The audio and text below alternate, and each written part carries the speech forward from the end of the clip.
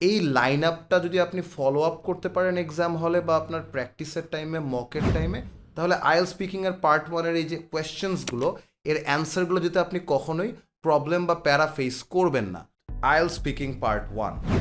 It's one of the easiest sections of the IELTS Speaking exam, but still মানুষের অনেক রকম problems থাকে because the questions are entirely personal and মানুষ বুঝে না যে অ্যান্সার্সগুলোর সাইজ কতটুকু হলে আইডিয়াল হয়।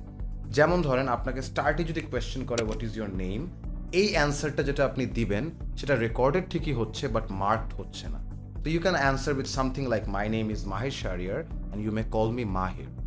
এরপর থেকে যে কোয়েশ্চেন্সগুলো আপনাকে আস্ক করা হবে related to maybe where do you live, what do you do, what is your hobby, what was your favourite subject at school, do you like to travel, do you like shopping, যত টাইপের personal questions আছে যেগুলো আপনার personal choices and আপনার personal life and past এক্সপিরিয়েন্সের সাথে connected, ততই কিন্তু আপনার ওই কোয়েশ্চেনগুলোর অ্যান্সার ঠিকমতো দিতে হবে।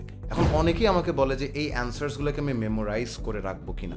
If you want keep them memorized, you are okay and welcome to do it, but I would suggest that you should learn some proper techniques and strategies, যেগুলো use করে আপনি নিজেই কন্ট্রোলে থাকবেন যে আমার পার্সোনাল ডিটেলস, আমার পার্সোনাল চয়েস আমি কিভাবে ডেলিভার করব এক্সাম হলে।